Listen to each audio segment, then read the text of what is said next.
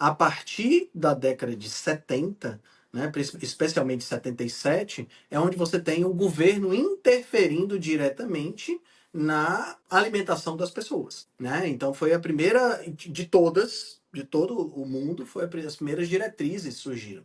E aí o pessoal pode até dizer, mas essas diretrizes não afetam a minha alimentação. Afeta, cara, porque afeta a oferta de alimento no supermercado, afeta o lanche que é servido nas escolas, as refeições que são servidas nas escolas, que são servidas nos hospitais, que são servidas nas forças armadas, que são servidas nas prisões.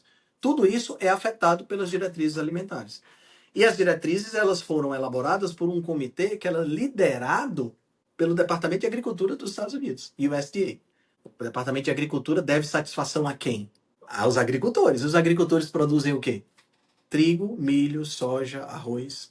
Você quer perder peso. Ok, você quer perder peso e, assim, independente de qualquer coisa, tá? Independente dessa questão calórica, o déficit calórico, ele é o que vai resolver a questão da perda de peso.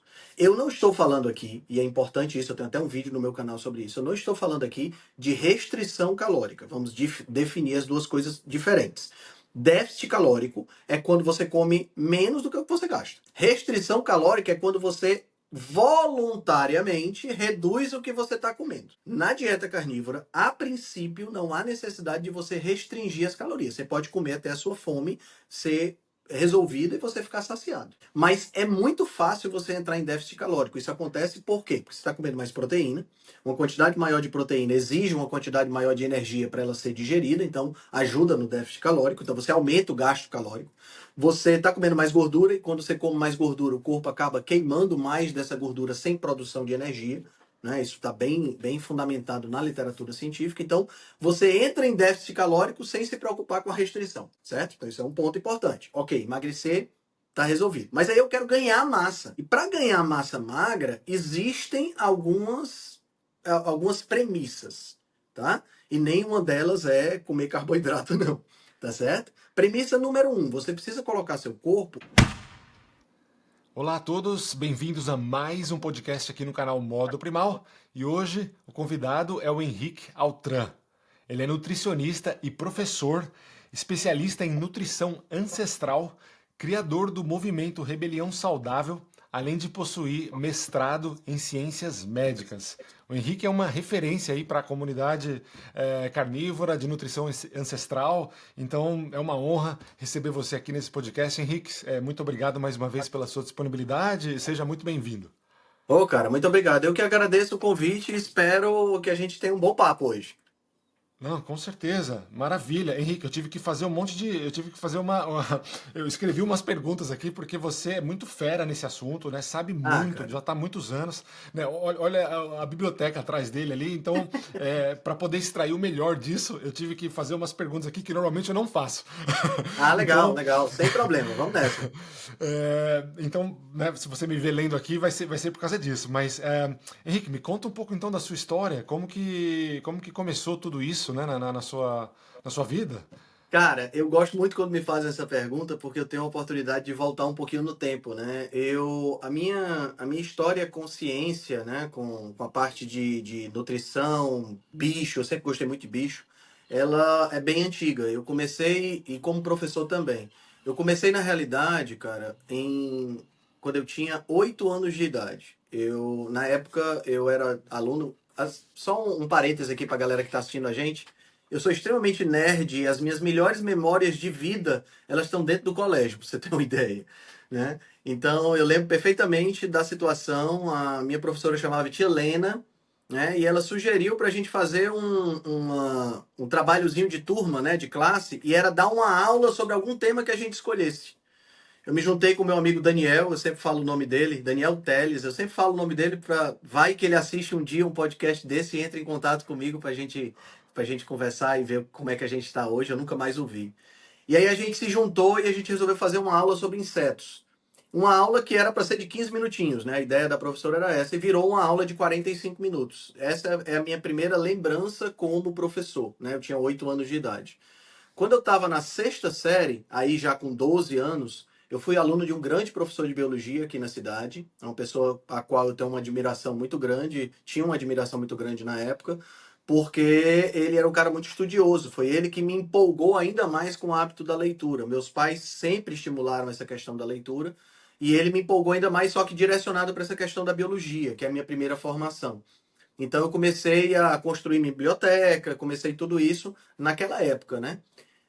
Eu cheguei a ter, Rafael, 3.000 volumes na minha biblioteca aí por volta do finalzinho da década de 90. Só que aí muita coisa desatualizou, e aí é onde é interessante, onde a nutrição entra nessa história, porque em 1995, ainda como professor e cursando biologia na faculdade, eu me tornei representante de vendas de uma empresa de suplementos nutricionais. É uma empresa muito conhecida, shakes, barras, substituto de refeição, soja, essa coisa toda, né? Como a gente estava conversando aqui em off, é, todo mundo tem um passado, né? Então eu já fui um cara que sugeria soja para as pessoas, quem te viu, quem te vê. E nessa época, então, foi quando o bichinho da nutrição me pegou. Só que assim, a empresa era uma empresa é uma empresa muito tradicional, com a visão tradicional da nutrição, calorias, low fat, high carb, essa coisa toda. E eu entrei por essa via e assistindo os treinamentos da empresa, eu achava que aquilo ali era o suprassumo do que tinha de mais avançado em termos de nutrição. Fiquei nessa até 2017. Em 2017, né, eu assisti um podcast, um antigo podcast extinto, né, um podcast do Rodrigo Polesso com o Dr. Souto, Tribo Forte. Esse podcast foi um divisor de águas muito grande na minha vida, porque eu vinha com uma consciência de nutrição que estava totalmente fora, dentro dos padrões, mas totalmente fora do que a ciência fala, do que a ciência preconiza, né? Quando foi em 2017 que eu tive acesso a esse podcast, eu disse, cara, tem alguma coisa que não está batendo aqui com o que eu estou estudando, entendeu? Começou o processo de dissonância cognitiva, né? Eu comecei a divergir do que era falado lá nos treinamentos da empresa. E comecei a estudar por conta própria e comecei a ver que tinha um mundo totalmente diferente de nutrição. Porque low fat, high carb, soja, essas coisas todas começavam a não fazer tanto sentido para mim, né? Eu nunca fui uma pessoa obesa, né? Eu sempre fui, na realidade, eu sempre fui aquele magrinho que come e não engorda. E aí eu passei 2 anos vegetariano, 2015 a 2017, né? Mais uma mancha no meu passado. E quando foi em 2017, exatamente nessa época, eu disse, cara, esse negócio de vegetarianismo não dá certo. E curiosamente, mesmo não sendo uma pessoa que ganha peso com facilidade, eu estava 10 quilos acima do meu peso, né? Então eu emagreci 10 quilos com low carb, né? Assim, eu era aquele cara fordo, sabe? Forte com gordo. Se eu tivesse de roupa, ninguém dizia que eu tava com 10 quilos acima do peso. Só quando tirava a roupa, ficava de calção de banho, por exemplo, é que via as gordurinhas e via as barriguinhas e tudo mais. Aí, 2017, então, eu comecei a fazer low carb, perdi esses 10 quilos, fiquei muito animado e resolvi começar a nutrição em 2018. Foi quando eu comecei o curso de nutrição propriamente dito. 2018 eu comecei a dieta cetogênica também. Né? Então eu saí de low carb para cetogênica e 2019 eu comecei a fazer dieta carnívora. Né? E aí foi o grande marco da minha vida, porque foi uma dieta que eu venho fazendo até hoje.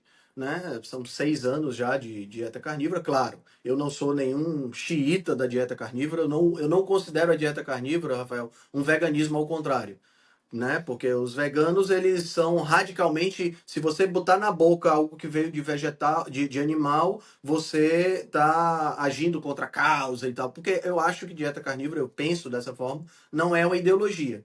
É um estilo de vida voltado para você ter mais saúde. No entanto, eu penso que saúde também inclui você de vez em quando dar uma escapulida para experimentar coisas novas, né? Então, eu não sou um xiita nesse aspecto.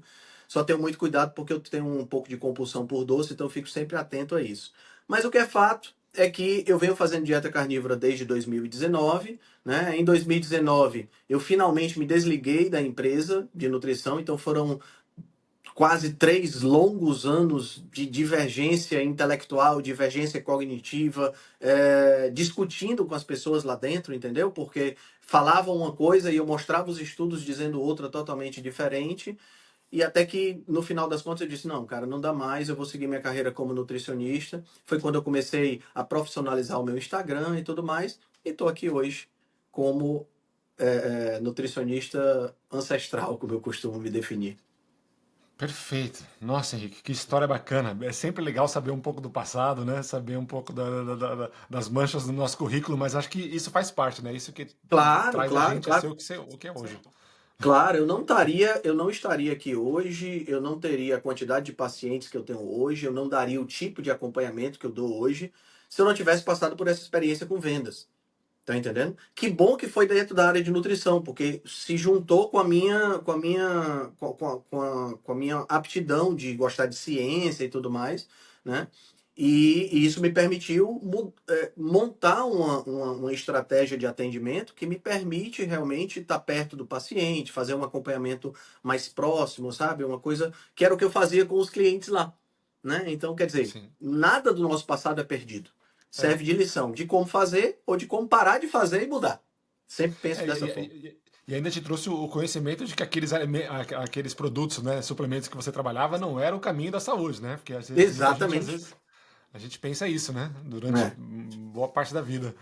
exatamente, É, não, exatamente. perfeito, né? Foi até legal que antes de começar a gravar, que eu falei um pouco do meu passado, né? Que ainda faz um pouco parte do meu presente, mas eu sei que isso, Uhum. né, vai me levar para um caminho mais certo. Mas, Henrique, qual que. Bom, é legal que você falou também que você não é nenhum xiita aí, né? Que vê a dieta carnívora como um veganismo ao contrário, né? Uhum. E eu vejo da mesma forma, né? Eu falo sempre também que nesses 4 meses já que eu tô fazendo a dieta carnívora, de vez em quando eu dou uma escapada, eu como um morango, uma castanha, sabe, uma banana, mas é bem eventualmente.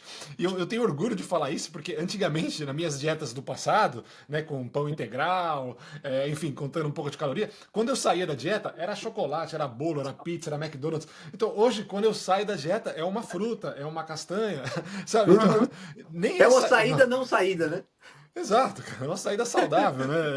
Mas é muito fácil ficar na carnívora, porque é tão bom, né? Quem não gosta de um churrasco, é fácil. É Bom verdade, é demais. verdade. Não só é fácil, como é gostoso, né? E outra coisa que eu acho que é muito legal na dieta carnívora é o fato de você, pelo menos assim, a princípio, não precisar ficar contando nada, né? É muito tranquilo isso. Sim, é maravilhoso. Eu acho que, né, hoje 90% da minha alimentação é carnívora, né? 10% às vezes eu incluo ali uma fruta ou uma castanha, máximo, né? Mas eu não sei, me sinto bem na carnívora, Sim, é sim. maravilhoso. Mas, Henrique, qual que seria o maior mito da nutrição moderna, então, que você acha quase criminoso? Cara, essa é uma pergunta interessante, porque tem bons candidatos para empatar em primeiro lugar aí. Cara, eu gosto de. Essa pergunta é uma pergunta boa, porque também me permite falar um pouquinho do processo de formação do nutricionista. Infelizmente, hoje, pelo menos aqui no Brasil, e eu acredito que isso realmente é uma coisa que é praticamente no mundo todo, a gente tem um processo de formação do nutricionista que é muito baseado nesses mitos. A gente brinca dizendo que é uma formação baseada em eminência e não em evidência. Então a gente usa muito essa. Porque foi fulano de tal que é de Harvard, fulano de tal que é de não sei onde, que disse, né? E isso não se substancia nos estudos. Então hoje eu acho, né, eu considero que se fosse para pegar um único mito, o maior mito que nós temos hoje, o que mais afeta a vida das pessoas é o mito, sem sombra de dúvidas, da gordura saturada, sabe? Dizer que gordura saturada é um problema e que gordura saturada é algo que entope as artérias e que faz mal e tudo mais. Por que eu considero esse o principal mito? Porque é o que mais está na cabeça do povo. Tá entendendo? É o que mais permeia, mesmo quando você está fazendo uma dieta carnívora, mesmo quando você, por exemplo, por exemplo, eu tenho vários pacientes que já chegam fazendo dieta carnívora. E aí eles dizem: "Ah, eu tô fazendo dieta carnívora, eu tô comendo peito de frango, tô comendo filé mignon, tô comendo maminha, que são carnes magras, porque você sabe, gordura saturada faz mal." Mesmo dentro dessa perspectiva, tá entendendo? Então, assim, é muito comum você ver: o nutricionista fulano de tal diz, recomenda carne vermelha. Carne vermelha não é um problema, mas tem que ser uma carne magra. Tá entendendo? Então, realmente, o mito da gordura saturada é, é o maior de todos e é o que mais afeta a população hoje em dia, porque é o que mais distancia a gente das nossas origens e, consequentemente, da saúde que a gente tanto busca. Entendeu? É bacana, porque você já acabou citando até um dos maiores erros que as pessoas cometem, às vezes, no início da dieta carnívora, né? E às vezes acha que, né, não dá certo porque está dando algum problema. Eu acho que é realmente não focar na gordura saturada, né? Que Exatamente. Exatamente. Esse é o erro número um na minha lista quando eu estou conversando com as pessoas, é o que eu sempre falo primeiro, né? E o que que acontece, né? Se a pessoa começa já errando assim, né? Ela foca na proteína ao invés de focar na gordura, ou tem medo da gordura, Boa. ou simplesmente não consegue comer gordura, né? Tem gente que É não gosta, né? isso, isso. Tem gente que não gosta. Cara, eu acho isso impressionante. Outro dia eu tive que mudar um pouquinho a dieta de um paciente meu, né? Porque ele disse, Henrique, eu não consigo comer a gordura. Eu disse, cara, nem dando aquela torradinha e tal. Ele disse, nem assim eu consigo comer. Sabe, tem um bloqueio. É tão arraigado isso, sabe, Rafael, no inconsciente coletivo das pessoas, que gera um bloqueio, né? E as pessoas têm realmente nojo da gordura. É um negócio assim impressionante. Eu acho que vale a pena, antes de falar por quê, o que é que acontece quando a pessoa é carnívora e prioriza carnes magras, acho que vale a pena a gente só, assim, uns 5 minutinhos voltar no tempo e contar um pouquinho dessa história do mito da gordura, porque não só porque é uma coisa interessante, mas porque para você ver de onde é que ela vem, né? Essa história da gordura saturada, ela é uma coisa que vem do começo do século passado. Especificamente, o marco que a gente considera mais forte é o lançamento da Crisco. Né? Crisco é aquele óleo vegetal hidrogenado que é vendido ainda hoje, por incrível que pareça, que foi criação da Procter Gamble no começo do século passado. 1911 foi quando ele foi lançado. E aí a ideia qual era? Tinha-se um excedente de óleo de algodão, né? Porque o algodão, quando você tira a fibra, sobra a semente e a semente tem óleo. E esse óleo, antigamente, era usado para servir de lubrificante, para servir para acender lamparina, essas coisas. Né? Imagina. Com o advento da energia elétrica, esse óleo ele deixou de ter utilidade. Então você tinha um excedente de semente que não tinha mais uso. O que é que nós vamos fazer com isso? Bom, vamos comer, né? Se serve para acender lamparina, deve ser ótimo para comer também. Foi exatamente o que as pessoas fizeram. Elaboraram é, é, processos que permitem a limpeza entre aspas, desse tipo de óleo. E com a Procter Gamble isso aí ganhou uma certa notoriedade, porque eles criaram aí o processo de hidrogenação, criaram, não adaptaram o processo de hidrogenação e levou a Crisco. A Crisco, então, ela começou a substituir o que era mais usado na época, que era o sebo bovino, né, o tallow, e a banha de porco. Né, que eram os principais usos. E aí, o que é que acontece? A Procter Gamble, claro, entrou com uma campanha de mídia muito forte. E a campanha era: por que, que você vai usar uma gordura que vem de um porco? Aí mostrava os porcos, sabe, rolando nas fezes e sujo, essa coisa toda. É muito melhor você usar algo que é limpo, né? Que vem desses laboratórios e mostra as pessoas com jalecos brancos e laboratórios brilhantes e aquela coisa toda. Eles fizeram muito essa campanha na época. A maioria das mulheres estava em casa, estava cozinhando, então eles deram livros de receita de graça. Os médicos recebiam, eu tenho foto disso, muito legal. Os médicos recebiam um livro de receitas com capa em couro, com letras douradas, sabe? Um negócio assim bem chique. E isso estimulava as pessoas a ficar comentando e a levar isso para outras, né? E aí, essa campanha, na década de 40, tinha uma associação que era uma coisinha pequena lá nos Estados Unidos, que é a American Heart Association. Eles deram um aporte financeiro muito grande para a American Heart Association, então começou a ter aí a American Heart Association, AHA, né, como a gente chama as iniciais, começou a ter uma força maior de penetração junto à comunidade científica, e isso aí, veja que eu estou tentando traçar uma cronologia. Na década de 50 entra aí a figura mais polêmica de todas na nutrição, chamado Ansel Keys. Né? Então, o Ansel Keys entra aí na década de 50. Ansel Keys não era nutricionista, vale a pena dizer isso. Tá? O Ansel Keys ele era um bioquímico e resolveu fazer pesquisa querendo mostrar que a gordura saturada causava problemas no coração.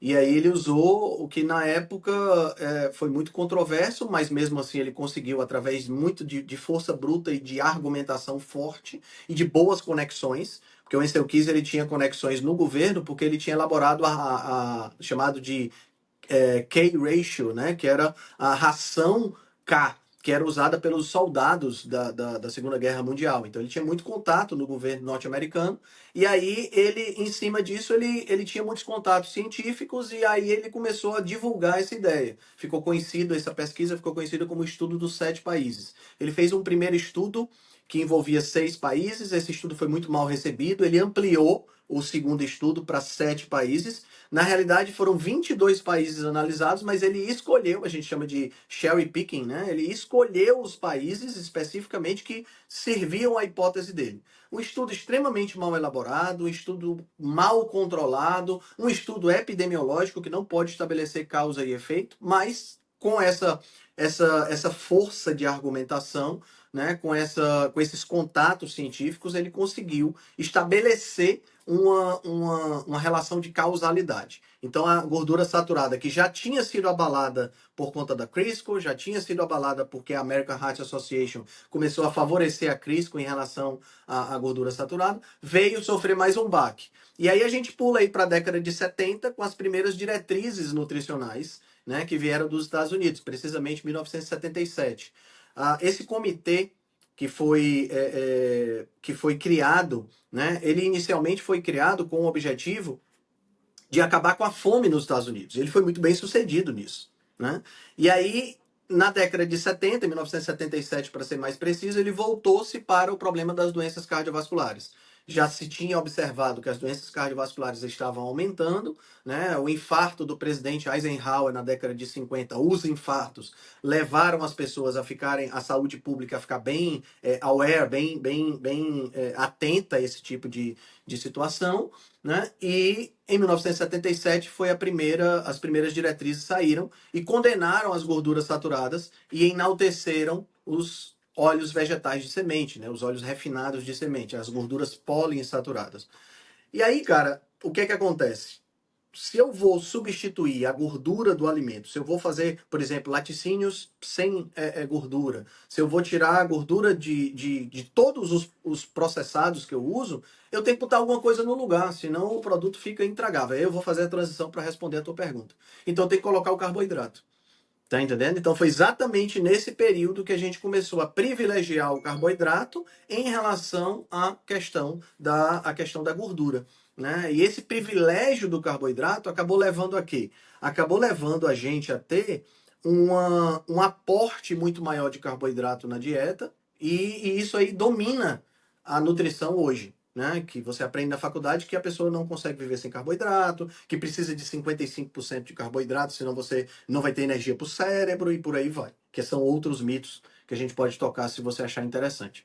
Mas aí o que é que acontece? A pessoa começa a fazer uma dieta carnívora, né, pegando aí esse preâmbulo todo, a pessoa começa a fazer uma dieta carnívora e diz assim, eu vou fazer uma dieta carnívora, mas eu vou fazer uma dieta carnívora magra, porque eu tenho medo da gordura saturada, né?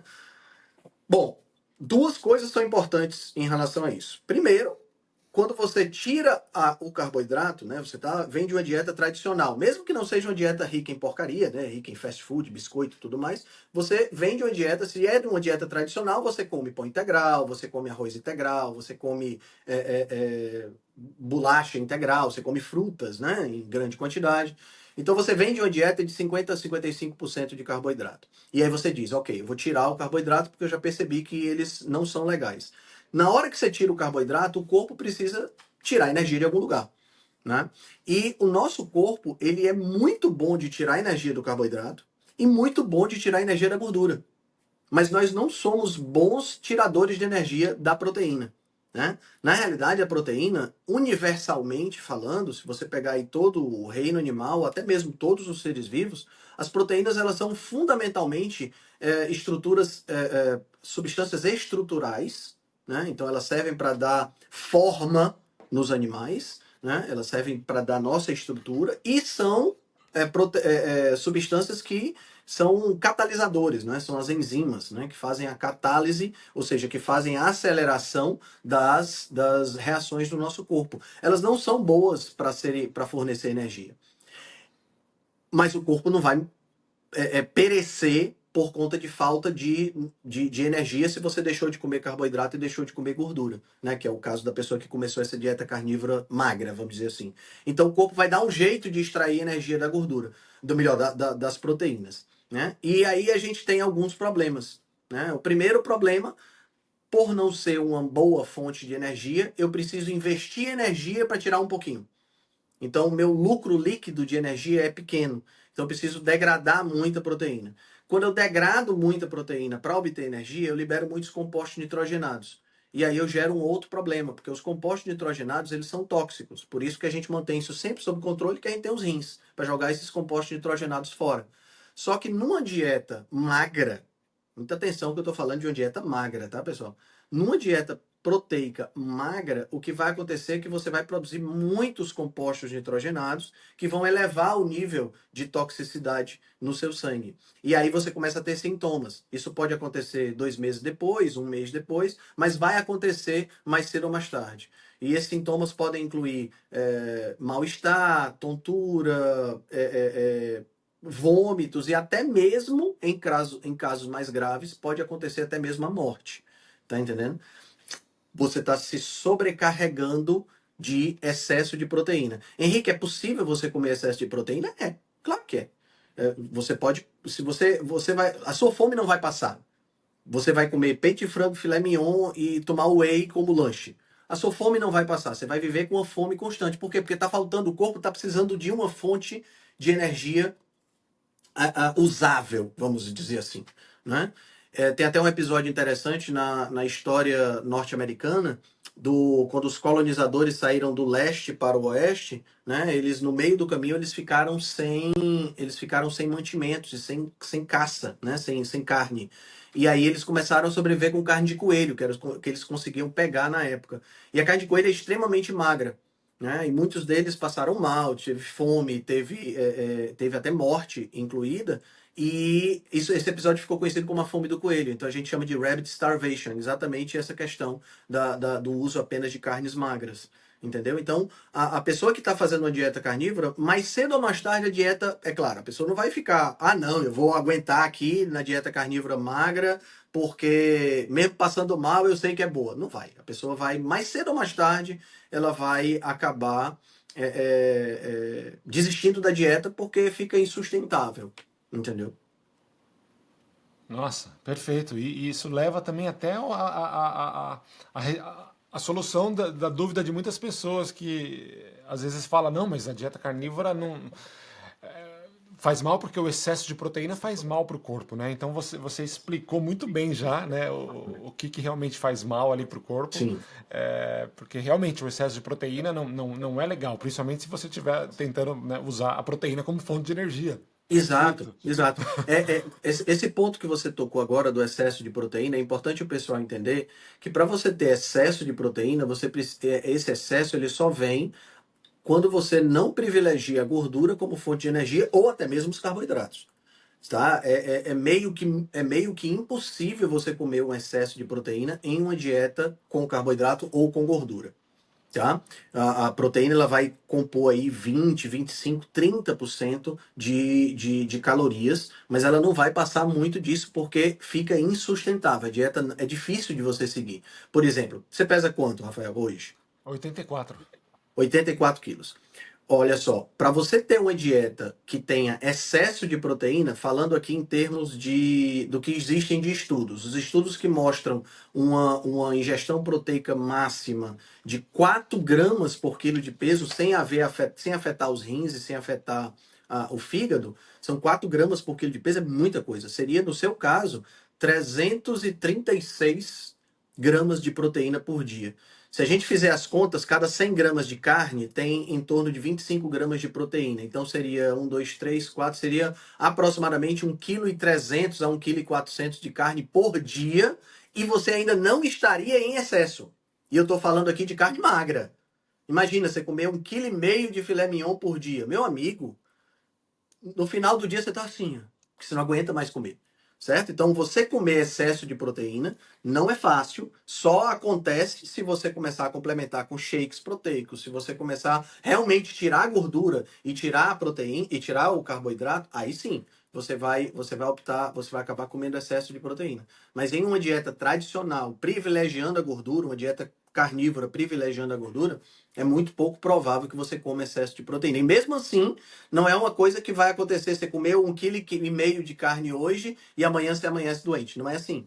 É o acúmulo do processo, até porque você tem gordura, né? Nós todos temos um acúmulo de gordura, então você vai primeiro gastar a sua própria gordura, tá entendendo? O corpo vai privilegiar isso, depois é que você vai passar para a proteína. A proteína ela é muito privilegiada. Inclusive, se você tá fazendo, se você vê, por exemplo, as pessoas falando mal do jejum nas redes sociais, dizendo que jejum causa perda de massa magra, por exemplo, e usam como justificativa os prisioneiros em campos de concentração nazista, que aí é outra coisa. Esses caras não estavam fazendo jejum, esses caras estavam passando fome, é diferente, né? Jejum preserva muito a massa magra, né? E exatamente por quê? Porque não faz sentido para o corpo destruir algo tão precioso como é a proteína. Entendeu? Maravilha. Nossa, quanta informação boa. E é legal que você explica muito bem e de um jeito simples que as pessoas comuns como eu conseguem entender. Porque nossa, tô entendendo bastante aqui. Porque acho que isso já resolve o problema de muita gente, né? Pelo excesso de proteína, que muita gente tem medo.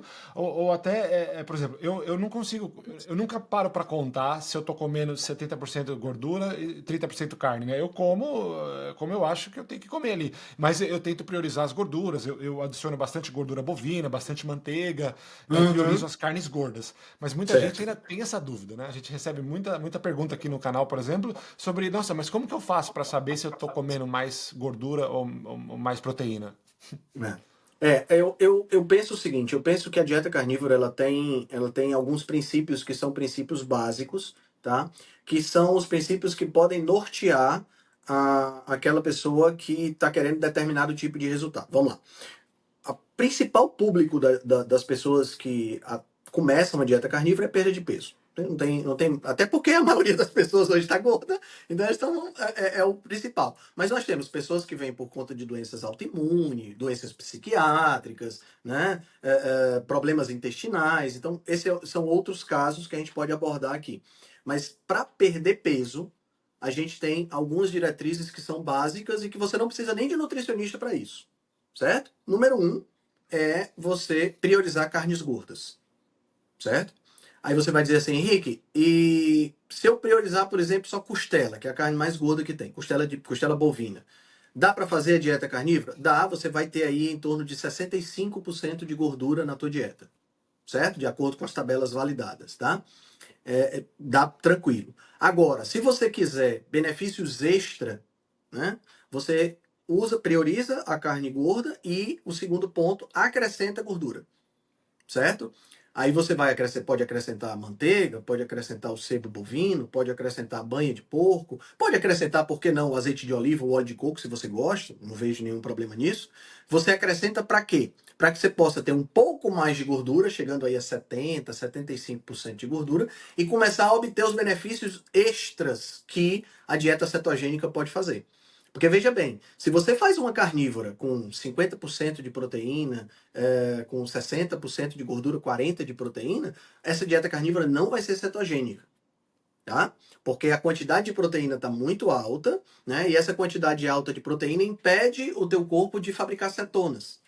Então tem muita gente que precisa da cetose de forma terapêutica ou quer experimentar. Por exemplo, eu tenho um paciente que ele é concurseiro, está estudando para concurso. Para ele, estar em cetose é fundamental para performance cerebral. Tá entendendo? Já tenho outros pacientes que estão procurando reverter doenças autoimunes e inflamatórias. Então é interessante a cetose porque a cetose é anti-inflamatória. Então, nesse caso, você precisa aumentar um pouquinho a gordura. Então, acrescentar a gordura vai ajudar nesse sentido. Quanto de gordura você vai acrescentar? Cara, se você pensar do ponto de vista apenas do emagrecimento, você pode acrescentar aquilo que te convier e que, aí vem o terceiro ponto, respeitando os limites da sua saciedade. Entendeu? Então, se você respeita fome e saciedade, a dieta funciona muito bem para a grande maioria das pessoas, principalmente no início. né? É claro, às vezes a pessoa precisa perder um pouco mais de peso, né? Sei lá, 30, 40 quilos. Dá para perder sem o apoio do nutricionista? Dá, mas muitas vezes você vai ter que estar estudando por conta própria para entender, por exemplo, que lá pelo 20º quilo teu corpo vai dar uma acomodada, você vai precisar reduzir um pouquinho, porque o que acontece muito é isso. A pessoa começa a dieta carnívora, eu tô comendo, sei lá, 700 gramas de carne e 50 gramas de manteiga por dia e começa a perder peso. Perdeu, sei lá, 20 quilos. Aí para de perder peso. Pô, mas estava funcionando até agora. A pessoa não entende esse processo adaptativo do corpo, entendeu? Então, estava funcionando até agora. Por que que parou? Parou porque o teu corpo se adaptou aos 700 gramas de carne e talvez seja preciso você comer um pouquinho menos. E a pessoa está tão acostumada, né? Não tem esse conhecimento, então ela está tão acostumada, ela acaba achando que atingiu um platô, achando que a dieta parou de funcionar. Não é bem isso, né? Então a gente tem essa questão da termogênese adaptativa, né, que é uma coisa que a gente precisa ficar atento. Aí entra o trabalho do nutricionista, de perceber que houve isso, né, de repente dar uma mudada na alimentação. Às vezes, e é claro, isso depende de pessoa para pessoa, você muda a proporção de proteína e gordura, às vezes você inclui uma fruta aqui, uma fruta acolá, para dar um choque no corpo. O corpo diz, putz, tem esse tipo de comida também. Porque veja bem, Rafael, o corpo da gente, ele é uma máquina de dar resposta para o ambiente. Toda a nossa vida é só isso. É perceber estímulos ambientais e gerar resposta em cima desses estímulos. Hoje, infelizmente, esses estímulos estão artificiais, né? Eu tenho luz aqui na minha frente, eu tenho radiação, eu tenho uma série de coisas, mas eu estou respondendo a eles de qualquer forma. Então, na hora que veja só, na hora que o meu antepassado encarava um inverno rigoroso e ele comia a menos, ele tinha uma reserva de gordura para poder utilizar essa reserva de gordura e, consequentemente, não morrer. Mas se esse inverno rigoroso durou tempo demais, eu não posso continuar gastando a mesma quantidade de calorias o tempo todo. Então, meu corpo tem mecanismos para diminuir o gasto calórico para poder prolongar minha vida. Entra em ação aí regulação da tireoide, produção de T3 reverso, entre uma série de fatores que vai diminuir o meu gasto energético, é o que a gente chama de termogênese adaptativa. Esse é um outro ponto, né? Inclusive, quando você começa a perder peso, né? Quando você estava com excesso de peso, você chegou a quantos quilos? Eu tava com 93 antes de 93, começar. tá? Perdi quase 10 Então, quilos. 10 quilos, né? Você com 10 quilos a mais, a sua taxa metabólica é maior.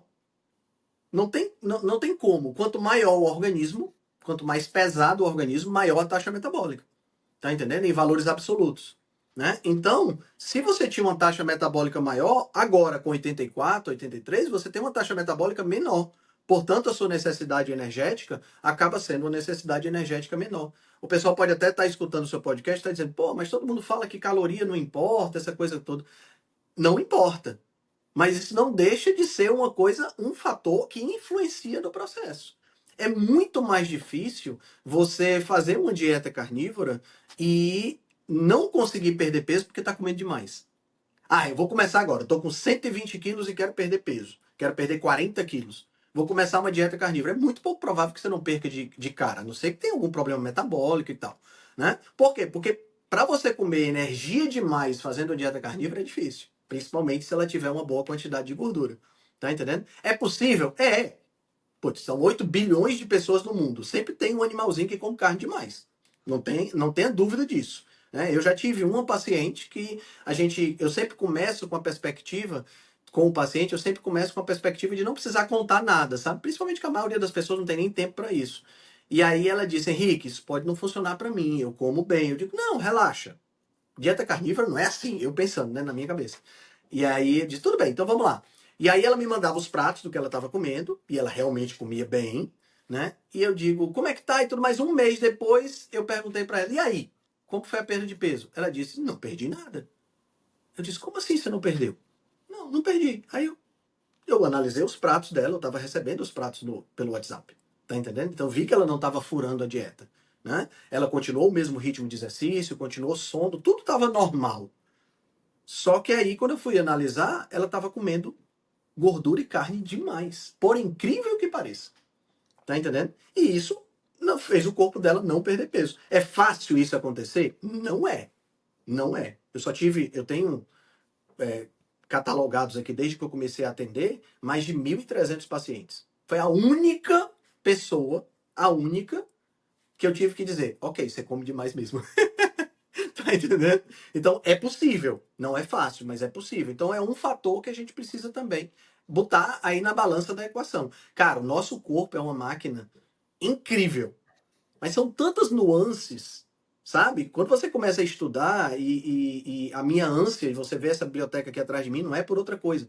É a minha ânsia de tentar tentar compreender o máximo possível da nossa fisiologia para acertar o melhor possível com o meu paciente.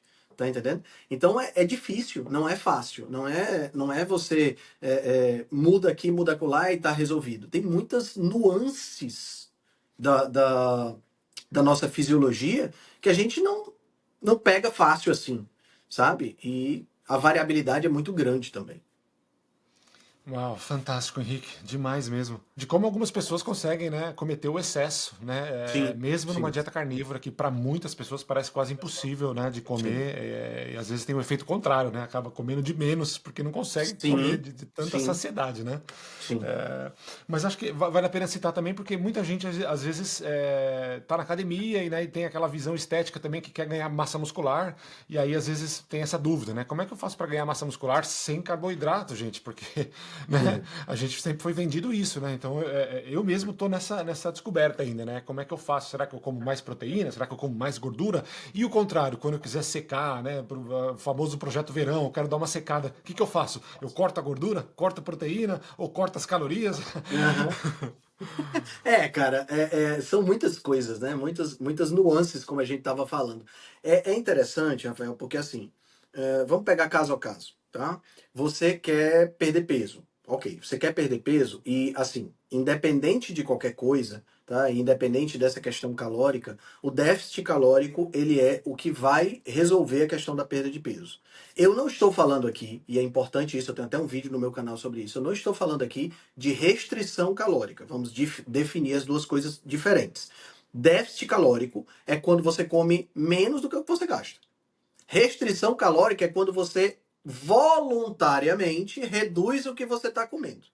Na dieta carnívora, a princípio, não há necessidade de você restringir as calorias. Você pode comer até a sua fome ser resolvida e você ficar saciado. Mas é muito fácil você entrar em déficit calórico. Isso acontece por quê? Porque você está comendo mais proteína. Uma quantidade maior de proteína exige uma quantidade maior de energia para ela ser digerida, então ajuda no déficit calórico. Então você aumenta o gasto calórico. Você está comendo mais gordura e quando você come mais gordura, o corpo acaba queimando mais dessa gordura sem produção de energia. Né? Isso está bem fundamentado na literatura científica. Então você entra em déficit calórico sem se preocupar com a restrição. Certo? Então isso é um ponto importante. Ok, emagrecer tá resolvido. Mas aí eu quero ganhar massa. E para ganhar massa magra, existem algumas premissas, tá? E nenhuma delas é comer carboidrato, não. Tá certo? Premissa número um: você precisa colocar seu corpo em um estado anabólico. Tá? Então, a primeira coisa é colocar seu corpo no estado de construção. Para você colocar isso, para você colocar seu corpo no estado de construção, você precisa liberar hormônios que sejam anabólicos. Então, para liberar hormônios que sejam anabólicos, você precisa, número um, de um superávit calórico. Não tem como você ganhar massa, você vai fabricar tecido se você está comendo menos do que o que você gasta. Não faz sentido, certo? Então, você precisa de um superávit calórico, tá? Esse é o primeiro ponto, né? Então, o segundo ponto, você precisa de um superávit proteico. Por que você precisa de um superávit proteico? Porque os tijolos para a construção de músculo são as proteínas, certo? Cerca de 95% do músculo, da matéria seca do músculo, é proteína, certo?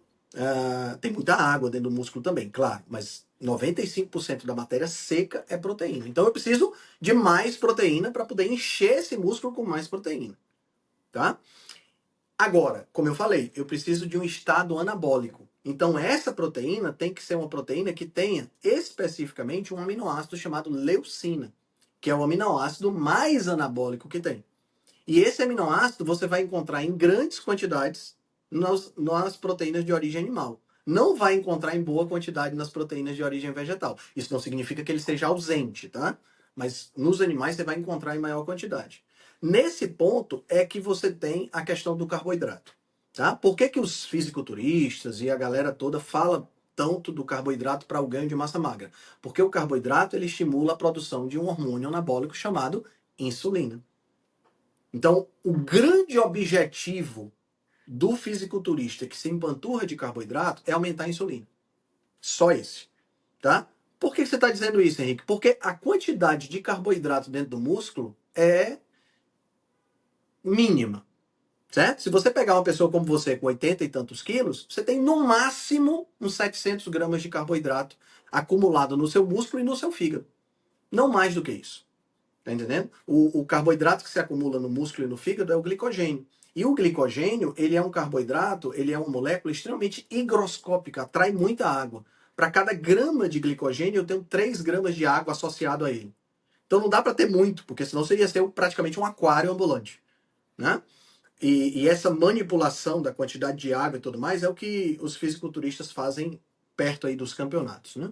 Mas então, o objetivo do carboidrato é só aumentar a insulina. Só esse. Só que aí a gente tem os problemas. Quais são os problemas? O primeiro problema é que na medida em que eu aumento cronicamente a insulina, ou seja, que eu me mantenho no estado anabólico constante, eu estimulo a mTOR. A mTOR é um sensor de estado alimentado. Né? Então, é um conjunto de moléculas, né? Uma estrutura molecular com várias moléculas diferentes, que ativa o anabolismo do corpo. E a insulina é o que mais ativa a mTOR.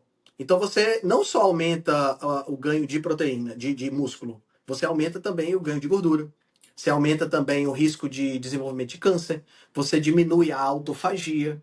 Tá entendendo? Então não é interessante você ficar cronicamente estimulando o anabolismo e a insulina. Você tem uma gangorra metabólica. Você estimula a mTOR, desestimula a AMPK, que é um sensor de jejum. Aí, quando você não está comendo, no caso do fisiculturista isso não existe, né? Porque ele está comendo o tempo todo. Quando você não está comendo, então você estimula a AMPK e reduz a mTOR. Aqui quando você estimula a AMPK, você está estimulando o catabolismo. Então você está fazendo mais autofagia, você está queimando gordura do estoque, tá entendendo? Então é interessante você estar sempre nessa gangorra. Então, quando você está fazendo uma dieta carnívora e quer fazer isso para ganho de massa magra, você tem que se ocupar com a ingestão calórica, tem que ser maior, e você tem que se ocupar com o superávit proteico, que tem que acontecer também, né? Para que você possa ficar mais tempo nesse estado anabólico, menos tempo no estado catabólico. Essa quantidade de proteína é importante porque existe uma coisa chamada turnover proteico. O que é o turnover proteico? Turnover proteico é a quantidade de proteína que você destrói e fabrica todos os dias. Nós estamos todos os dias destruindo proteína e fabricando proteína. Se eu destruo mais do que o que eu fabrico, eu perco massa magra. Se eu fabrico mais do que o que eu destruo, eu ganho massa magra. Certo? Então, para isso é que a gente tem aí o superávit proteico. Mas só isso não é suficiente. Tá entendendo? E aqui eu estou falando em termos gerais. Nutrientes, micronutrientes como cálcio, magnésio, fósforo, potássio, sódio, vitaminas do complexo B, vitaminas A, D, E, K, todas as vitaminas e os micronutrientes têm que estar presentes na sua alimentação. E aí a dieta carnívora é imbatível nesse aspecto, porque é o que vai te dar maior quantidade ou maior biodisponibilidade. Note que eu falei ou. Por que eu estou falando ou? Porque existem realmente alguns nutrientes que você vai encontrar mais em alimentos de origem vegetal. No entanto, a biodisponibilidade é menor. Na carne nós temos, por exemplo, excetuando determinadas estruturas bovinas, como o caso das adrenais, você tem muito menos vitamina C nas carnes do que nos vegetais. No entanto, a vitamina C nos animais, ela não só é mais biodisponível, como ela é menos sensível à temperatura, né? E quando você está numa dieta carnívora, a necessidade de vitamina C é menor. Então você acaba tendo um benefício aí, tá? Mas bem, então essa é a parte nutricional. Mas eu não vou ganhar massa magra se eu não estiver estimulando o meu músculo da forma correta. Porque o músculo, ele precisa de estímulo para poder crescer. O exercício físico, ele é um exercício, um estímulo não só anabólico, mas um estímulo inflamatório. Putz, Henrique, mas você está dizendo que quando eu vou para academia eu fico inflamado? Exatamente, mas é uma inflamação, vamos botar aqui entre aspas, boa. Boa por quê? Porque essa inflamação vai fazer com que o seu corpo reaja para desinflamar, ficando mais forte. É o que a gente chama de hormese. O exercício é um estímulo hormético. Claro, se você faz esse exercício dentro de um limite, certo? Você não está sedentário e de repente você sai para correr uma maratona. Se você fizer isso, você vai morrer no meio do caminho. Você tem que ir crescendo esse exercício, crescendo o estímulo para que você possa melhorar. E é claro, dentro dessa seara de ganho de massa magra, né, não é que seja proibido fazer cardio de jeito nenhum, mas a musculação, né, o levantamento de peso, não levantamento olímpico, né, o uso de peso externo ou o uso do peso do próprio corpo é fundamental para que você consiga esse ganho de massa magra. Ou seja, o teu músculo precisa ser estimulado. Dentro do nosso músculo, Rafael, existem estruturas que são literalmente destruídas quando você se exercita. E essa destruição faz o músculo dizer, pô, se eu destruir dessa forma, eu tenho que voltar mais forte. Eu tenho que voltar com a estrutura mais parruda para poder suportar, porque o ambiente está me exigindo, entende? O corpo sempre responde ao ambiente. O ambiente está me exigindo mais. Então eu ganho massa muscular por conta disso. Mas tem um terceiro ponto.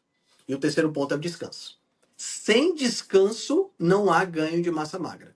E aí eu vejo muita gente pecando. Por quê? Porque não dorme adequadamente. Veja que não é só uma questão de o que eu como ou o que eu deixo de comer. É muito mais global essa história de ganho de massa magra. Então, a pessoa que não dorme adequadamente, eu costumo dizer que o ganho de massa magra ele é feito na academia treinando, na cozinha comendo e na cama descansando. Certo? Então, se você não está dormindo as suas 8 horas de sono, ou pelo menos 7 horas de sono por noite, meu amigo, o teu esforço comendo mais, o teu esforço treinando mais, ele vai sair pela culatra e você vai travar o seu ganho de massa magra. Então, o descanso, ele é fundamental, porque não é na academia que você ganha massa magra. Você ganha massa magra dormindo quando você está descansando. Na academia, o máximo que você consegue é aquele inchaçozinho. Que aí você chega em casa, toma um banho, já acabou o inchaço. Você sai da academia morto e feliz, né? Putz, olha só como eu tô com meus bíceps e não sei o que, etc e tal. Seria ótimo se ficasse desse jeito. Mas você chega em casa, toma um banho, plum, acabou-se. Mas aí é onde entra o processo, né, de reconstrução que precisa do descanso. Uau, brilhante, Henrique. Nossa, quanta informação, gente. Eu acho que clareou para todo mundo agora, né? A dúvida sobre ganhar massa ou perder peso, enfim, secar, foi esclarecida, né? Nossa. Henrique, legal que você falou bastante de jejum também, né? Um pouco antes disso, você citou também a autofagia. Você pratica jejum, né? Para a pessoa que faz dieta carnívora, qual que seria é legal praticar o jejum? Quantas horas para poder atingir uma autofagia, né? Quais são os benefícios aí para o corpo? Legal, legal. Cara, o jejum é uma prática milenar, né? Nós, homens modernos, homens e mulheres modernos, nós somos muito bombardeados com um excesso de comida. A gente vive hoje, Rafael, uma abundância alimentar sem precedentes na história. Tá entendendo? Hoje a gente tem comida demais, demais, demais. Uma abundância, e não só uma abundância do ponto de vista, Rafael, de quantidade, mas de qualidade também. Hoje eu tenho aqui no supermercado, putz, quando eu era criança, eu ia para o supermercado com meu pai, tinha laranja, um tipo de melão, às vezes tinha tangerina, mamão, quando tinha uva era fruta de luxo, morango, então meu pai saía de perto porque era fruta só para rico. Hoje eu vou aqui no supermercado, eu tenho kiwi da Nova Zelândia. Eu tenho pitaia. Pitaia, meu amigo, que diabo é uma pitaia? Eu não faço a mínima ideia. É uma fruta mexicana, não sei das quantas. Cara, isso é novidade. Lixia, nectarina. Você tá entendendo? A gente tem uma quantidade de frutas enorme que não existia na nossa época. Por quê? Porque são frutas de outros lugares do mundo. Com a globalização, a gente tem uma abundância enorme dessas coisas na nossa vida. Então, o jejum hoje, nossos antepassados faziam jejum porque não conseguiam caçar sempre. Hoje, o jejum ele é imperativo porque aí ele se torna uma coisa voluntária. Se você não prestar atenção, você está comendo o tempo todo. Tá entendendo? Porque é muito fácil você ter um snack à sua disposição. Às vezes na dieta carnívora as pessoas têm que ter um pouco de atenção em relação a isso, porque é muito fácil você ter snack também na dieta carnívora, né? Pega um pouquinho de torresmo e bota um potezinho perto de você de torresmo. Você vai comer o tempo todo. Tá entendendo? E aí, quer queira, quer não, isso não é um hábito ancestral, coerente do ponto de vista ancestral. Porque a gente não comia o tempo todo. Então o Um jejum, ele é queijinho ali muito. também, né? Pois é, queijinho, né? Bota um queijinho com um pouquinho de azeite de oliva, por exemplo, você está comendo o tempo todo, né? Então a gente tem que ter muita atenção com relação a isso. Então o jejum ele é fundamental se você quer ter mais saúde, né? É claro que a partir do momento que eu tenho a maior parte da população doente, o jejum ele se torna também algo medicinal. E como tudo medicinal, precisa de posologia correta e individualização. Não é simplesmente eu vou fazer jejum e acabou-se. Não, não funciona assim. Eu tenho que me preparar, eu tenho que saber a quantidade de tempo que eu vou passar em jejum. Tudo isso é importante de ser adequado de acordo com o teu perfil hormonal, de acordo com o teu gênero, com o teu sexo, né? Se você é homem, se você é mulher, isso tudo tem que ser adequado. Mas o jejum é importante. Eu faço jejum, né? Eu procuro, e isso eu oriento sempre o meu paciente, eu procuro orientar meu paciente de que o jejum ele deve sim, se encaixar no teu dia a dia. Essa é a melhor forma. Tá? Então, por exemplo, eu faço jejuns diários de 14, 16 até 18 horas, porque eu não tomo café da manhã. Né? Para mim, a minha primeira refeição é o almoço. Eu tomo uma xícara de café, como eu estava tomando aqui enquanto falava com você, mas a minha primeira refeição é o almoço. Então, o período da manhã é um período onde eu não tenho a ingestão de nenhum tipo de nutriente calórico. Então eu já faço um jejum, minha última refeição foi o jantar, ontem à noite. Né? Então eu faço jejuns diários. Eu faço um jejum de 24 horas por semana. Esse jejum de 24 horas por semana eu faço exatamente hoje, é o dia de fazer, porque é o dia que eu atendo presencial.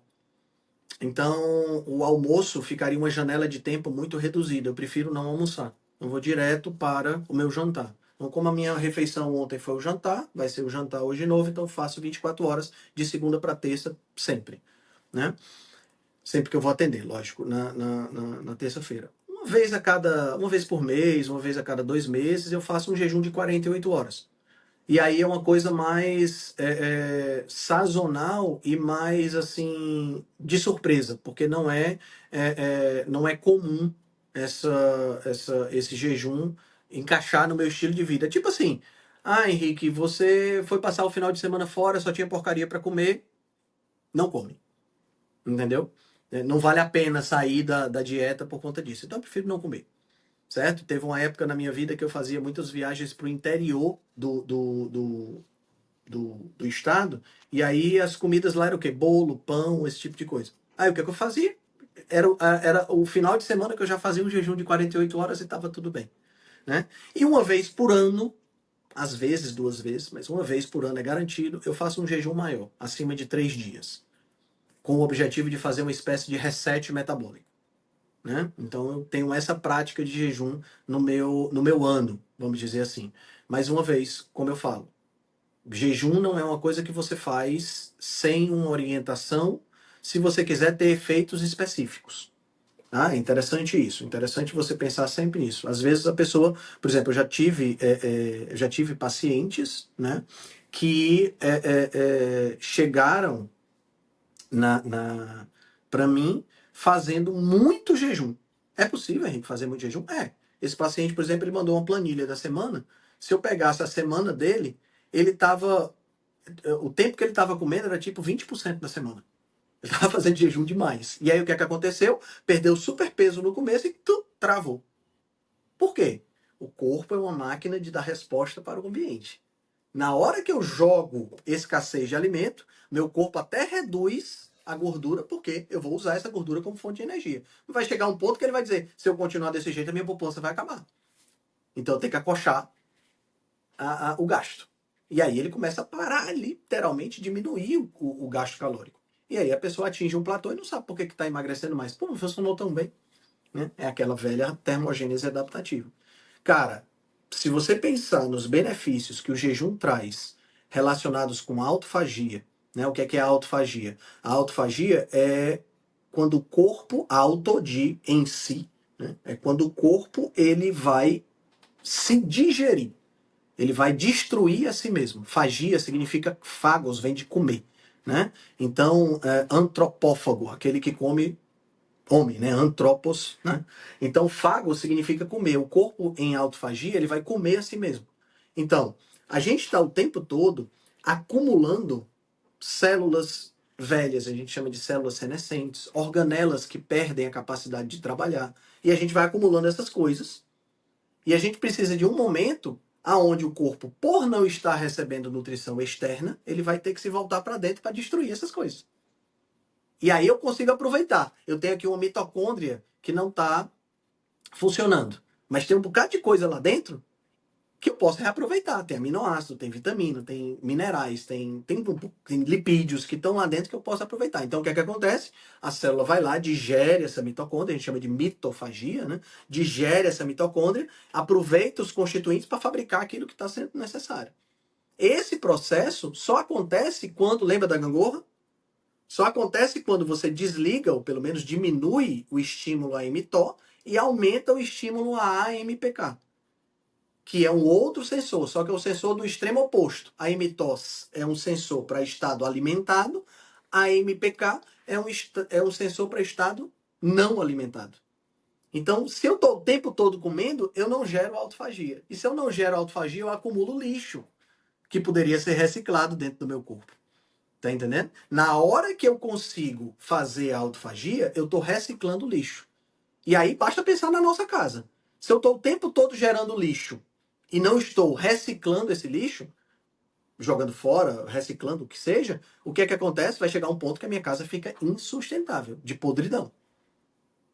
Aí a gente tem doenças como câncer, a gente tem uma série de doenças. Tá entendendo? Por quê? Porque a pessoa não faz autofagia. Por quê? Porque come o tempo todo. Então o jejum entra exatamente aí. Perfeito. Não, eu preciso iniciar também esse jejum, porque normalmente eu já faço, eu pulo o café da manhã, né, na maioria das vezes, então umas 14, 15, 16 horas às vezes eu já faço quase que diariamente.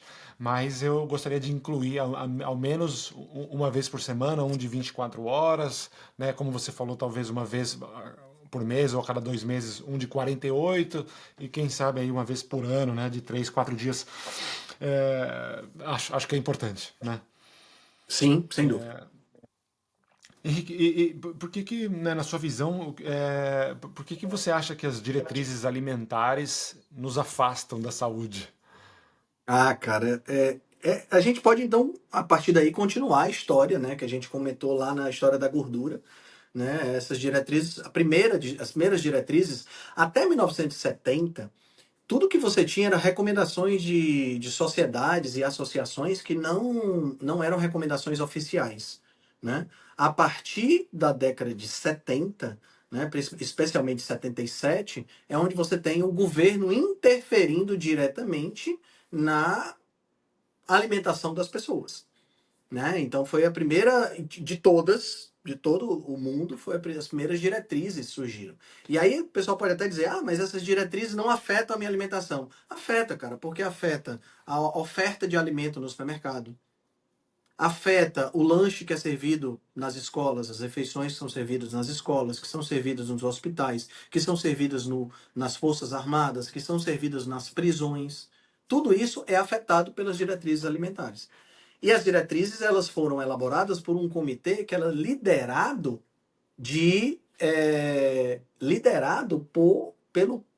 pelo Departamento de Agricultura dos Estados Unidos, USDA.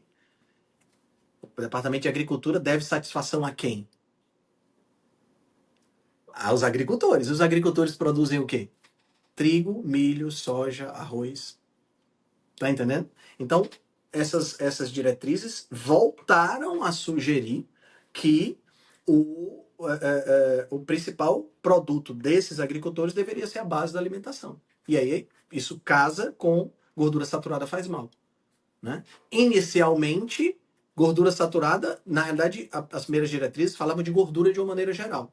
E já foram modificadas, as gorduras poliinsaturadas foram consideradas saudáveis, né, dos óleos vegetais, e a saturada foi considerada ruim no começo da década de 80. E aí já vem mais influência do Departamento de Agricultura, porque algodão, soja, milho geram esses óleos, né?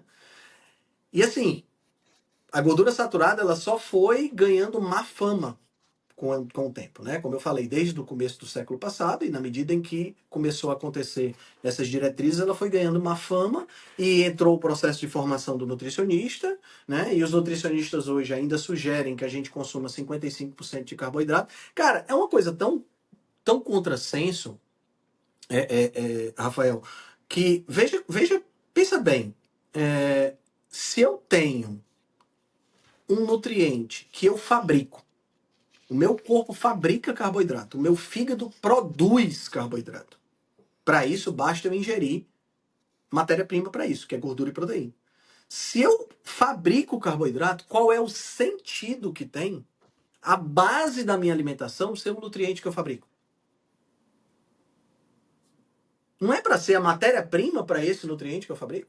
Pensa numa indústria. A minha indústria fabrica carros. Qual é o sentido que tem eu jogar mais carro dentro da indústria para sair mais carro? Eu já fabrico, eu tenho que botar metal, eu tenho que botar borracha, eu tenho que botar as coisas que vão ser utilizadas para fabricar carro.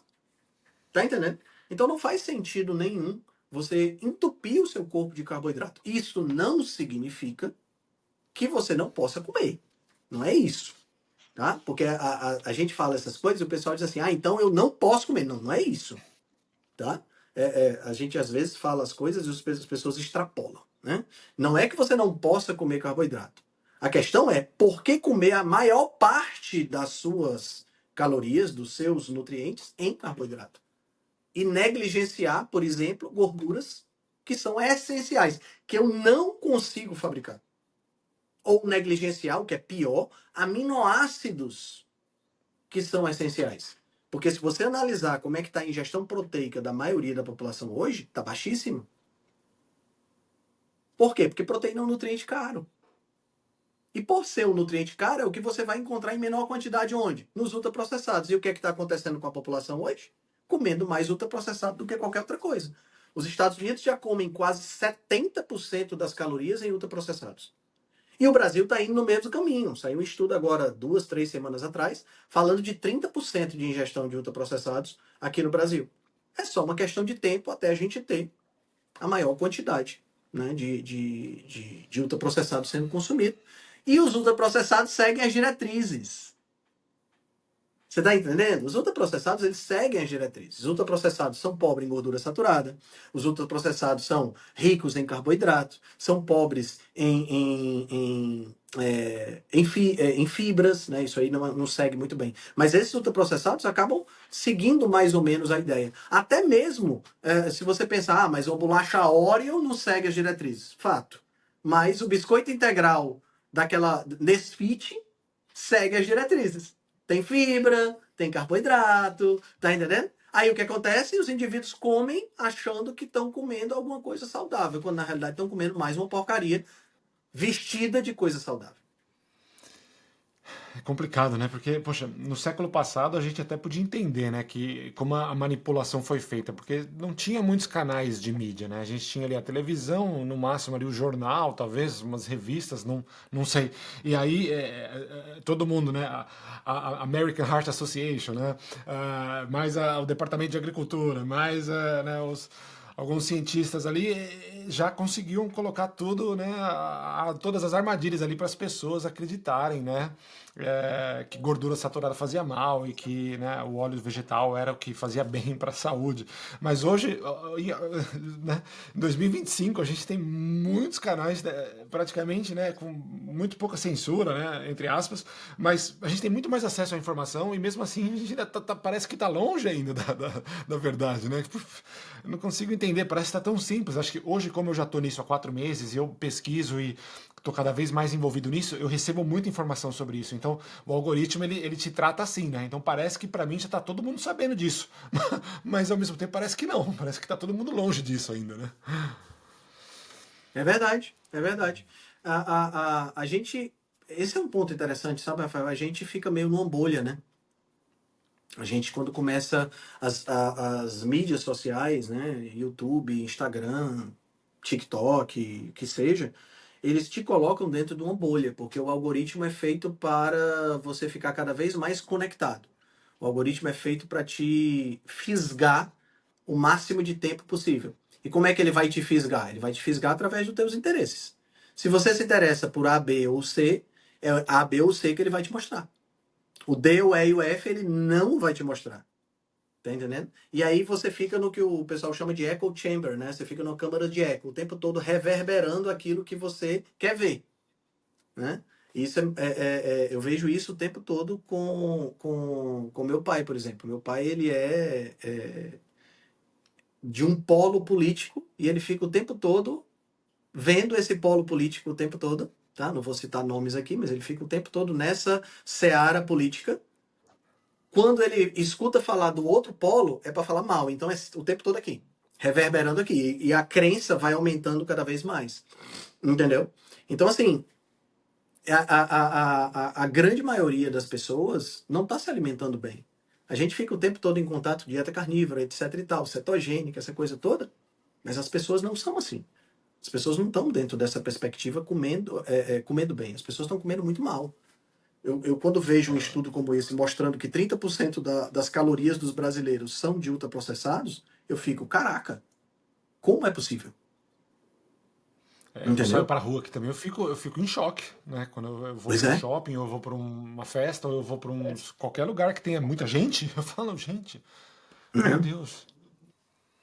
É Henrique, bem complicado. exato, exato. Henrique, eu vou abusar um pouco do seu tempo aqui, eu não sei como é que você está no horário aí, mas é que eu não consegui nem Cara, eu fazer tenho muita mais aí pergunta uns, aqui. uns 15 minutinhos, dá para segurar. Tá. Então vamos lá, rapidinho. O que que você diria para alguém então que acha que a dieta carnívora é radical ou perigosa? Boa pergunta. Cara, assim, eu diria, posso ser bem blunt, posso ser bem obtuso. Cara, vai estudar, meu. Vai estudar, Perfeito. sabe? Assim, informação tem, mas eu não vou parar aí, claro. Antropologicamente falando, né? ah, a gente precisa entender, e isso é uma coisa que eu costumo falar muito nas redes sociais, a gente precisa entender que nós somos produtos de milhares de anos de evolução, né? Todos os animais presentes hoje, todos os seres vivos presentes hoje são produtos de milhares de anos de evolução, né?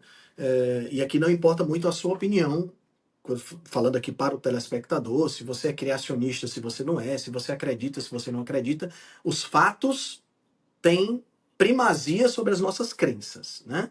Então, a gente é produto de milhares de anos de evolução. Aí o que é que acontece? Durante esses milhares de anos de evolução, a gente foi se adaptando a determinados alimentos e se desadaptando a outros. Então, desde que nós começamos a comer carne, a carne começou a influenciar o processo evolutivo. Tá? Então, por exemplo, os nossos antepassados mais distantes, né, se a gente pensar aí nos australopitecos, há uns 6 milhões de anos atrás, eles eram herbívoros, eles comiam folhas, comiam frutos. Na medida em que a gente experimentou a carne pela primeira vez, nós começamos a dar preferência para esse tipo de alimento por conta da densidade energética. Hoje a gente não precisa se preocupar com densidade energética, energia tem sobrando. Tá entendendo? O que nós precisamos hoje é nos preocupar em diminuir a ingestão energética. Mas naquela época, comer carne significava ter acesso a um alimento de maior densidade energética e mais fácil de ser digerido. Que as pessoas têm essa crença de que carne é mais difícil de ser digerido do que planta, mas é o contrário. Tanto é que se você pega um ruminante, que é um animal especializado em digerir planta, ou um herbívoro mesmo, primata, um gorila, você vai ver um intestino totalmente diferente do nosso, né? Então, esses indivíduos lá atrás, por conta de ter um alimento de mais fácil digestão, o que é que começou a acontecer? Começou a sobrar mais energia. Esse excedente energético começou a ser utilizado pelo corpo para desenvolvimento. Aqueles que conseguiam aproveitar melhor a energia se reproduziam mais. E ao longo do processo evolutivo, isso possibilitou diminuição do intestino, aumento do tamanho do cérebro. É o que a gente chama de hipótese do tecido cário. Essa diminuição do intestino e aumento do cérebro, com o cérebro crescendo, você tem um aumento da inteligência, naturalmente. Né? E o aumento da inteligência aumenta também a perspectiva de ferramentas. Então eu começo a superar, dentro desse processo, eu começo a superar as minhas inaptidões físicas, com ferramentas que eu começo a construir. Então, um tigre tem presas, um tigre tem força, um tigre tem garras. Eu não tenho nada disso, mas eu tenho um cérebro. E aí eu fabrico uma faca, eu fabrico uma lança, eu fabrico tudo isso de pedra, claro, né? Os primeiros. Eu fabrico uma machadinha, eu consigo jogar pedras, eu consigo, por exemplo, usar caça em grupo para poder pegar uma grande presa, né? Eu consigo trabalhar essa presa com técnicas de conservação primitivas, o sal é uma das primeiras, ou até mesmo o congelamento usado em ambientes mais gelados. Então, a minha inteligência me proporcionou uma maior alimentação rica em carne. A minha inteligência me proporcionou acesso ao animal antes de qualquer outro caçador. Então eu tenho agora acesso às partes mais nutritivas. E dentro desse processo evolutivo, o aumento do cérebro e a formação da nossa laringe e da faringe proporcionou voz, proporcionou a emissão de sons e proporcionou as palavras. Aí a coisa ganhou uma conotação muito maior.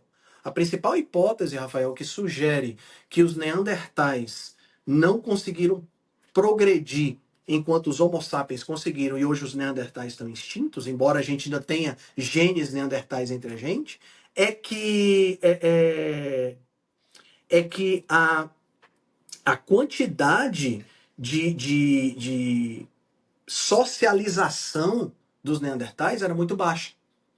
Então, nós tivemos essa vantagem, né? Por conta da fala, por conta do desenvolvimento cerebral e dessa perspectiva de socialização, a gente ganhou mais. É até interessante, né? Parênteses aqui, uma tangente bem legal. Foram descobertos em pessoas que possuem TEA, né? Transtorno do espectro autista, genes neandertais. E é claro, o que eu estou falando aqui é apenas uma correlação que veio através desse estudo e dessa questão social dos neandertais. Uma das principais características do autismo é o fato de haver uma pouca interação social. Os autistas não conseguem conversar e se relacionar normalmente, né? Principalmente os mais graves. E os genes neandertais estão presentes. Olha que interessante. Correlação, tá, pessoal? Não estou falando nada de causalidade, por favor. Então, o desenvolvimento cultural proporcionou tudo que a gente tem hoje. E isso veio porque a gente passou a ter um alimento energeticamente mais denso. E esse alimento energeticamente mais denso é a carne. Então, nós não evoluímos para comer carne. Nós evoluímos porque nós comemos carne. Não é para, é porque a razão. Então, você dizer que esse alimento, que ao longo de milhares de anos nós nos especializamos em comer, é um alimento ruim para gente, é um contrassenso completo. Tá entendendo? É muito mais de bom senso eu pensar que um alimento ou um produto que existe hoje, que foi criado há 100, 150 anos, afeta muito mais a minha saúde de forma negativa do que um alimento que já está na minha alimentação desde 2 milhões de anos atrás, que é o surgimento do gênero Homo, ou até antes com os australopitecos. Tá entendendo? E se pensar, aí você pode até dizer assim, ah, Henrique, mas a agricultura tem 10, 12 mil anos, né? Então ela tem mais tempo no planeta. É verdade, a agricultura tem mais tempo. Mas nós não podemos esquecer que o nosso processo evolutivo, o processo evolutivo de uma maneira geral, ele é geracional. Não é contado em anos, é contado em gerações. Eu não tenho tempo suficiente para haver evolução e pressões seletivas para adaptação completa a o que é produzido na agricultura, ainda mais hoje com ultraprocessados. Tá entendendo? É diferente se a gente fosse bactéria que se multiplica direto, né? E que uma geração de bactérias são minutos, então elas evoluem muito mais rápido. Tanto é que às vezes você usa um antibiótico e tem que mudar o antibiótico porque elas já adquiriram resistência. Isso é evolução em micro escala, né? Uma escala de tempo pequena, mas que mostra como é que a coisa funciona no macro. Eu ia por aí. Sensacional. Eu Nossa. ia por aí para explicar. E quais seriam, então, quais são os marcadores reais de saúde que ninguém fala? Cara, tá se falando mais hoje, né? Mas assim,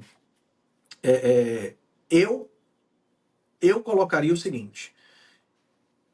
Primeiro e o mais importante, se eu fosse colocar o marcador mais importante para você analisar. Henrique, você só pode colocar um exame para essa pessoa fazer. Só um. Nenhum outro. Insulina em jejum. Certo? Se fosse, se assim, se de uma hora para outra fosse proibido colocar exames para a pessoa. Só pode colocar um. Eu colocaria insulina em jejum. Dá para Hoje, medir em pela casa? situação. Com Hã? aquele. Não, não, não Dá dá. para Não medir. dá. Só em Não, laboratório. tá. Só em laboratório. Em casa eu consigo medir a glicose e consigo medir as cetonas. Glicose. Certo? Correto. Mas eu não consigo medir a insulina. Por que a insulina em jejum? Porque hoje a grande maioria das pessoas está com resistência à insulina, que é a causa basal de todos os problemas que nós estamos vendo hoje. Doenças cardiovasculares, diabetes, doenças demenciais como Alzheimer e Parkinson, né? Derrames, câncer. Todas essas doenças têm uma correlação direta com a liberação de insulina em excesso. E a liberação de insulina em excesso tem correlação direta com a alimentação, com a ausência de exercício físico, com a falta de sono. Olha como a gente chega no estilo de vida. Então, se eu consigo ver a insulina daquele indivíduo, eu consigo, com esse marcador, dizer, pô, você está com resistência à insulina. Vamos melhorar a alimentação, exercício e sono. E aí, com essa tríade, né? É claro, a gente pode incluir aí o estresse, contato com a natureza, a gente pode mexer com a vida da pessoa, né, com o estilo de vida da pessoa de forma muito, muito eficaz. Com essa ideia, a gente consegue mudar o estilo de vida. Agora, eu quero falar isso aqui porque eu acho que é importante para o pessoal entender. Muitas vezes, só mudar o estilo de vida de cara não vai resolver de imediato. A gente talvez precise, aí tem grandes profissionais médicos para isso, a gente talvez precise de uma intervenção médica inicial para que o estilo de vida tenha tempo suficiente para melhorar, né? Pensa numa pessoa hiperobesa que está com todos os marcadores alterados. Só sugerir para ela mudar o estilo de vida pode ser que ela morra antes. Talvez eu precise de uma atuação aguda, entendeu? Talvez eu precise de um medicamento ou de alguns medicamentos para ajudar essa pessoa naquele momento, para dar força e tempo para ela mudar o estilo de vida, né? Então, a medicina entraria aí. O problema é que a grande maioria dos médicos vê o medicamento como um motivo por si. Não, ele é uma via. Uma via que tem começo, meio e fim. Óbvio, tô falando na maioria dos casos. Tem casos que já era, né? Quebrou tanto o metabolismo que aí o medicamento tem que ser pro resto da vida. Meu pai é um exemplo disso. Meu pai tem hipertensão desde os 40 anos de idade. Hoje, por conta de medicamentos mal colocados, medicamentos ruins da década de 80 e até mesmo estilo de vida que foi melhorar agora nos últimos anos, o coração não aguenta mais. Então ele é hipertenso por natureza. Tirou o medicamento, a pressão sobe assustadoramente. Aí não tem mais jeito, tá? Mas não é a realidade da maioria das pessoas. A realidade da maioria das pessoas é: eu vou te dar um medicamento agora, uma metformina, um antihipertensivo, até mesmo uma estatina, se for o caso, mas eu vou te dar e tu tem 3 meses para tu mudar o teu estilo de vida para a gente analisar de novo como é que tá. Porque esse medicamento é um medicamento que tem começo, meio e fim para ser usado. Deveria ser essa a proposta de toda a medicina. Infelizmente, não é. Então se considera a perspectiva do cara usar um medicamento pro resto da vida. Eu me recuso a achar que isso aí vale para todo mundo. Eu prefiro acreditar e eu vejo exemplos disso na prática, de desprescrição, né? Então a pessoa começa porque tem um medicamento, por exemplo, medicamentos psiquiátricos. Muitas vezes a pessoa tem um problema de depressão profunda. Quando você vai chegar para uma pessoa e vai dizer assim: olha, vamos mudar a sua alimentação, você vai passar a fazer uma dieta carnívora aqui. Meu amigo, a pessoa quer ficar no fundo de uma cama, ela não está pensando em comida. Ela está deprimida. A pessoa que teve depressão, que está escutando a gente, ela sabe disso, né? Então o que é que eu tenho que fazer? Tem que primeiro tirar a pessoa da cama. Não existe ferramenta mais eficaz do que um medicamento. Ela vai sair da cama. E aí sim, agora eu posso ensinar a pessoa. É assim, sabe, Rafael? Melhor momento para ensinar uma pessoa a nadar não é quando ela está morrendo afogada. Ela já está morrendo afogada. Eu tenho que salvar essa pessoa. Tá entendendo? Isso é um caso à parte, tá? Eu gosto sempre de frisar isso aí, porque as pessoas acham que a dieta e o exercício e o sono e essa coisa toda resolvem tudo. E resolvem. Mas não é um efeito agudo, é um efeito crônico. São semanas, meses, às vezes até anos para que você possa continuar, possa obter o resultado que você está querendo. Nesse ínterim, às vezes você tem que ter um medicamento, mesmo que com uma perspectiva de desprescrição, você precisa ter um medicamento. Né? Então eu gosto sempre de não estar nos polos. Porque tem sempre aquela galera que diz: ah, não, estilo de vida resolve tudo. Medicamentos são coisas do demônio criadas só para fazer mal. E o outro polo é: ah, não, basta tomar um remédio, eu não preciso fazer nada de estilo de vida. Esses dois polos não são muito interessantes. Eu prefiro ficar variando aqui no meio, sabe? É claro, essa variação não necessariamente é exatamente no meio. Tem outra história. Perfeito. Henrique, nossa, muito obrigado. E como que funciona o seu trabalho hoje? Como que o pessoal pode te encontrar?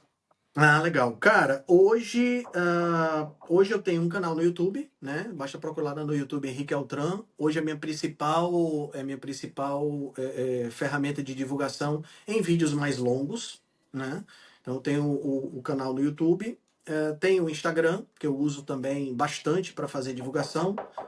Normalmente eu coloco no Instagram os teasers dos vídeos maiores no YouTube, mas às vezes tem reels e tal, coisas que eu coloco lá no Instagram.